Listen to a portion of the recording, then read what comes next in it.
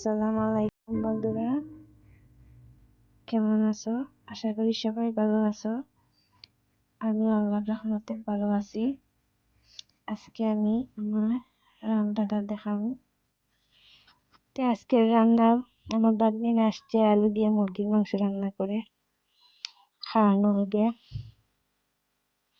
আজকের ভিডিওটা একটু স্পেশাল, কারণ আজকে আমার বাগনিরা আমাদের বাড়িতে এসে অনেকদিন পর আসছে। তার একদম শেষ হওয়ার পরে, তাই ভাবলাম আজকে একটু ভালো কিছু রান্না করি। সকাল থেকে করে একটু অন্যরকম ফিলিং, বাচ্চাদের হাসি, দৌড়াদৌড়ি, আমার মেয়েও খুশি, বাগনিদের লগে খেলতেছে। এইসব সময়গুলো আসলে অনেক ভালো লাগে।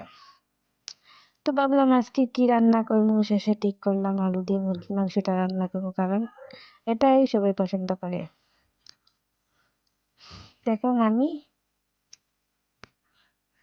আদা, রসুন, পেঁয়াজ রেডি করিয়া, এদিকে বাচ্চারা বারবার আসতেছে, মামি কি বানাইতেছো? আমি বলতেছি একটু ধৈর্য ধরো, হইতেছে।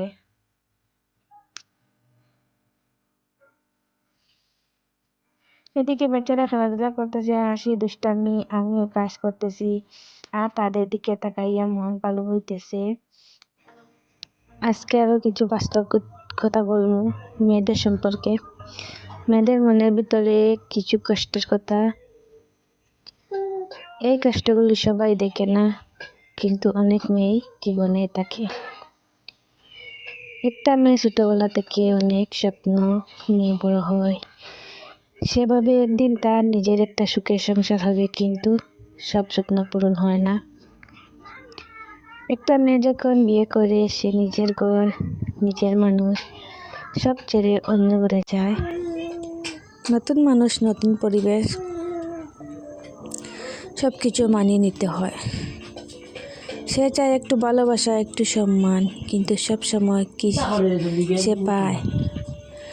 কখনো সে অনেক কাজ করে, সকাল থেকে রাত পর্যন্ত রান্নাঘর, বাচ্চা বা সব সামলায়, তবুও কেউ বলে না তুমি অনেক কষ্ট করো। এখন আমার মেয়ের বাবা একটা প্রোগ্রামে যেটা তেন কাপড় লাগাইছেন, আমার যে হাসান কেমন সুন্দর লাগে, আমার কাছে হ্যাঁ সুন্দর লাগে তোমারে। মাঝে দিয়ে গল্পটা উঠে গেছিলাম, আমার মেয়ের বাবাই ডাকিছেন একটা কথার জন্য। তার কখনো কথা বলতে চায়, কিন্তু কাউকে পায় না, শোনার মানুষ থাকে না। একটা মেয়ে সবচেয়ে বড় কষ্ট কি জানো? যখন তার কষ্টের কেউ বুঝে না, সব কিছু সহ্য করে, কারণ সে সংসারটা ভাঙতে চায় না, সে চায় সবাই ভালো থাকুক।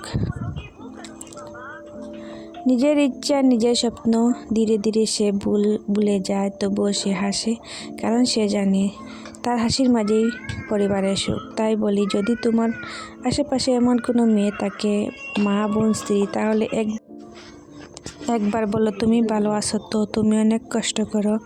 এই ছোটো ছোটো কথাগুলো একটা মেয়ের জন্য অনেক বড় সুখ।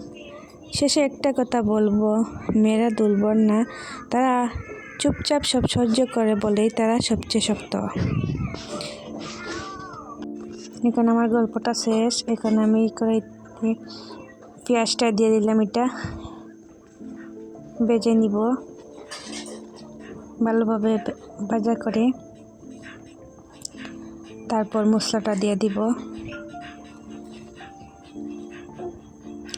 হলুদ গুঁড়া, মরিচ গুঁড়া, ধনিয়া, জিরা একসঙ্গে দিয়ে দিছি। আমি আমার মেয়ের বাবারে খাইছিলাম, মানে 12 বাখরের প্যাকেট আনতে, তাই একদিন ধনিয়া গুঁড়া লই আইসন। আনার পর হইলাম এটা ধনিয়া গুঁড়া, তার বাদে জিরার গুঁড়া আনছইন। এখন এটা দিয়া কিছুক্ষণ নাড়াচাড়া করে গুঁড়ে দিয়া, একই মশলার একটা গন্ধ আছে, এটা যাব। আমি এটা কড়াইতে তারে দিলাম।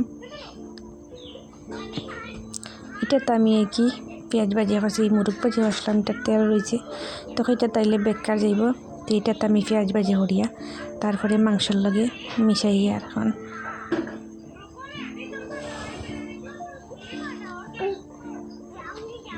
নাড়াচাড়া করে ধীরে ধীরে রান্না হইতেছে, গন্ধটা এমন লাগতেছে যে খাইতে মন চায়। একটা মেয়ের দিনটা শুরু হয় জানো সকাল হওয়ার আগেই। সবাই যখন ঘুমায় তখন